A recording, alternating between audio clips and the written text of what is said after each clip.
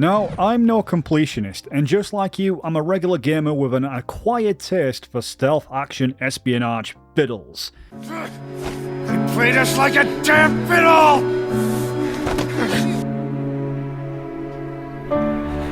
Why are we still here? Just a fiddle! Every night, I can feel my fiddle! The fiddle! Won't stop hurting. It's like they're all still there. I'm gonna make them give back our fiddle! In my restless dreams, I see that town. Silent Fiddle. That's impossible. Upon returning to Ground Zeroes, I realised that even if I am sad at 100%, Ooh, you're hard, showing off. and I have technically achieved the right to call myself a Metal Gear fan, That's great. That's great. every other achievement is in the bag, yet there was 3 locked separate from the others, just waiting for me to complete. First, I picked Classified Intel Acquisition, so classified that I swear Ground Zeroes was hinting to the Phantom Pain's ending.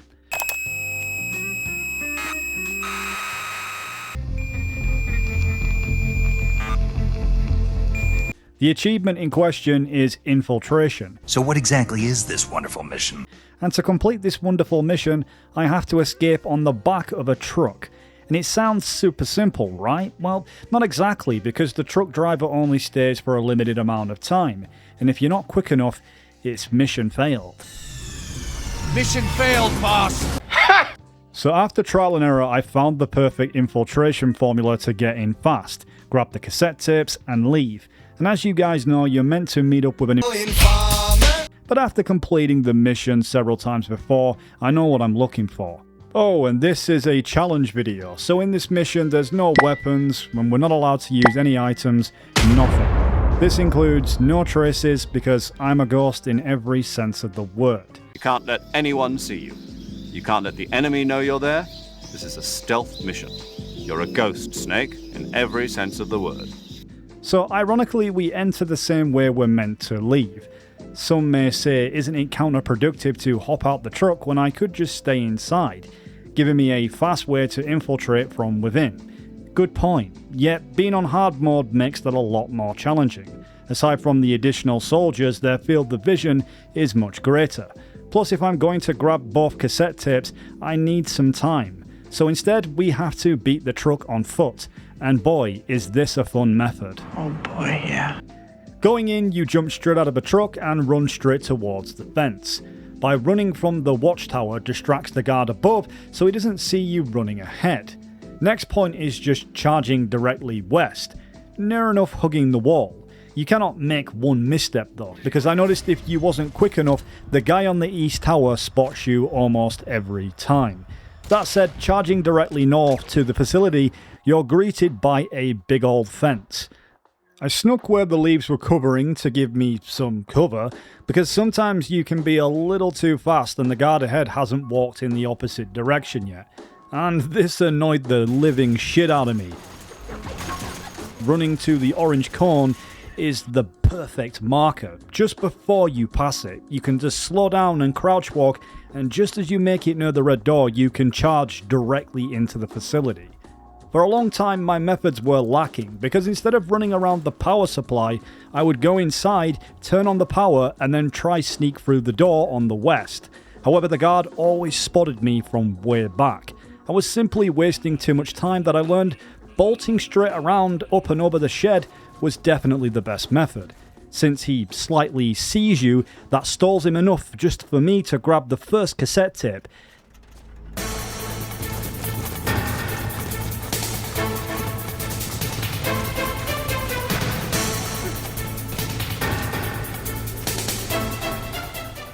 And then Baldy over here is just so easily for the taking. At this point it's all about precision, and if I go into reflex mode, yeah, I've destroyed the entire run because the trial ends. Charging him and taking his gun and quickly interrogating him for the tape is the fastest way.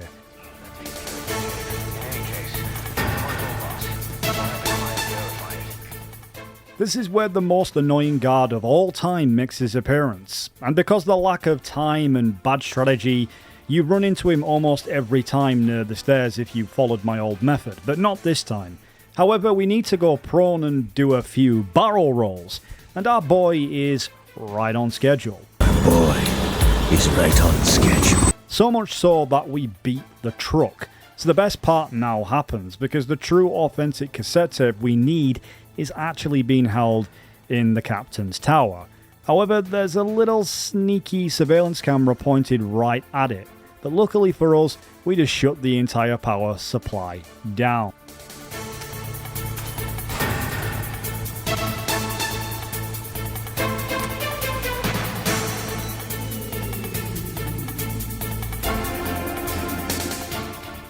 Gets a little tricky at this point because upon climbing the ladder, sometimes a guard may spot you depending where he's at. This includes some of the guys on the ground, but yet because we got a decent amount of time to kill for Snakey Boy, you can afford to wait till they pass, I guess. Our driver is probably smoking a funky cigarette anyway and on his phone, learning the terrible news about Sony removing physical copies altogether. Isn't the joys of the gaming industry ever wonderful? Why are we still here? Just to suffer? After a little wait, you simply just enjoy the ride the same way you arrived, and that's the locked achievement number 1 in the bag.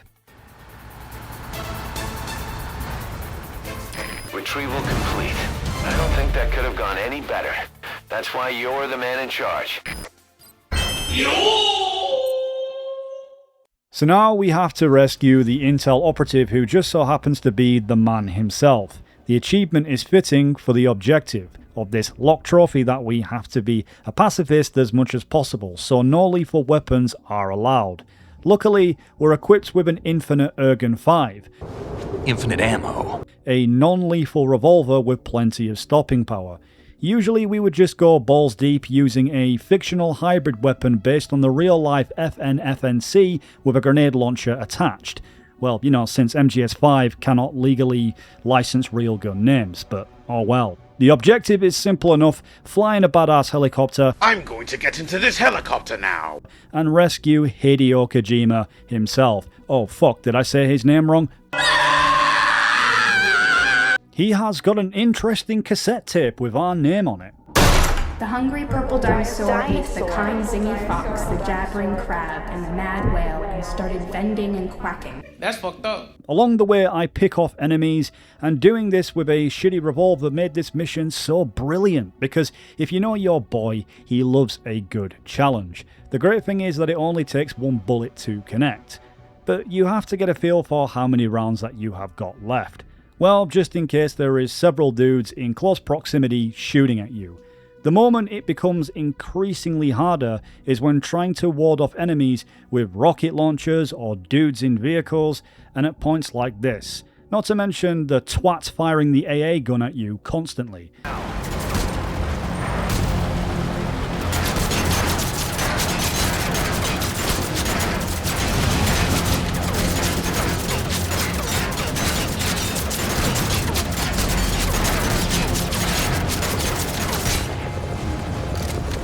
With the helicopter moving and everything being unsteady, yeah, not easy. You kinda got to judge the distance of the trajectory of the bullet. Sometimes that involves aiming slightly above so the reticle isn't directly positioned. Honestly, that's what makes this game great, and I love shooters that add realistic elements to shooting like wind drop and etc. Delta got a lot of shit for this with the Mark 22, but honestly, these critics suck at games anyway, so go back to play Ark Raiders, you nerds. Need I say you eventually land and touch base, kick some ass, and rescue Kojima and kill him and make the game industry shittier than it already is. Snake, what have you done? You changed the future. Nah, just kidding, because we gotta keep our beloved Kojima-san truly well and alive. I can't use lethal force on enemies, but nowhere do the rules say I can't mess up an armoured vehicle. After completely trashing it with rockets, I grab my inspiration and we head out. However, we got some bogeys on our ass, and yes, you guessed it, I have to use the non-lethal revolver. Surprisingly, I just reinforced how good I still am at games despite being in my 30s. Honestly, this one can be quite hard, so I cannot heckle anyone who struggles with this.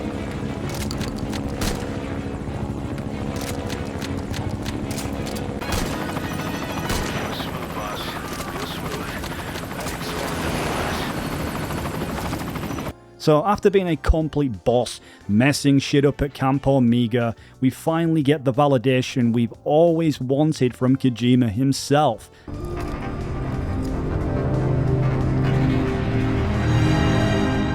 That was perfect. I mean, okay, it might be digital, but you can tell he really meant that shit. So guys, it looks like you're not the only channel to be praised by Kojima. Check out those leaves falling off, Snake. Wow! In typical MGS fashion, which makes it the greatest game ever made, literally comments on your actions if you're being a dick or genuinely being a badass. Now, if you would have completed this mission without doing it the non-lethal way in a quick enough time, Kojima still isn't happy that we take too long. I mean, come on, he is genuinely a busy guy and he's got games to make. What took you so long? But anyway, that's the second achievement in the bag. Now to the third. So, what was the next mission again? We're seriously breaking the fourth wall now. Seriously. Now we have Jamais Vu, or as the French call it, Jamais Vu. You never did like the French. The Poncy French word for never seen before. How fitting. This is a mix of cyborg glory and early sci-fi movie vibes. Basically, a future that never happened, but it's like another universe. Kojima introduces Raiden in all of his epic cyborgness from MGS Rising, and no, you cannot use the sword, but the gun is good enough. This is probably the most beautiful way I think Konami used the Fox engine in this mission. It just truly looks stunning. Same can be said about MGS4, like back then. These guys were making games that most AAA games, couldn't do today. They look terrible in comparison. So this objective is straightforward. It requires no enemy combatant alert statuses to unlock the hidden achievement, and that's literally what it's called. Of course, it's a homage to Kojima's early title Snatcher in 1988, and it's just as weird and quirky and wonderful as a Kojima game can present. Honestly, the level designs in Ground Zeroes were limited, but I believe so much better than the Phantom Pain. It kind of feels like Peace Walker, where it has room for fun missions and not just, to be too serious. So the idea here is to eliminate the Snatcher robots that have taken human form. Usually you can tell who they are, by scoping them or interrogating enemies. Non-lethal doesn't work, so lethal it is. Even on hard, sneaking around the base is very easy. Plus Raiden runs at 1,000 miles per hour. They attacked the base the night of the crash, and by morning they had taken the place of the Marines. Are they some creature from another world? Robots built using cutting-edge bionics. We have no idea where they came from or what they want. Once taking out all of the Snatchers, which you can usually tell because they have a green glow around them, the game tricks you into believing it's over and done and it's time to pack up. But I forgot there was actually another section where waves upon waves of Snatchers show up, and this is what made it increasingly challenging, because we cannot have one single alert status.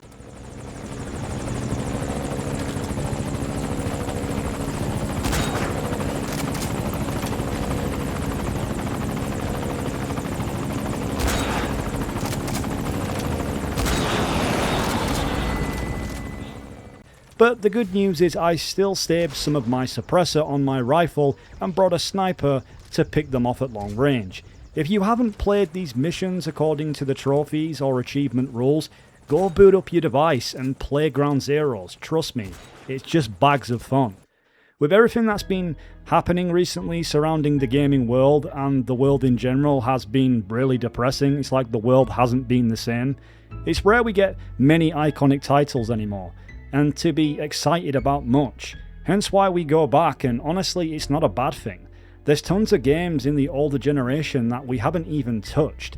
And if the world is falling apart, I love how gamers always find a way to overcome. And I think that's how we became so resistant to life's bullshit. Anyway, third and final achievement complete, and we're all maxed out. If you guys enjoyed the video and want to see me make more content like this, then let me know in the comments, because if not, I can just do something else. Anyway guys, until we meet again.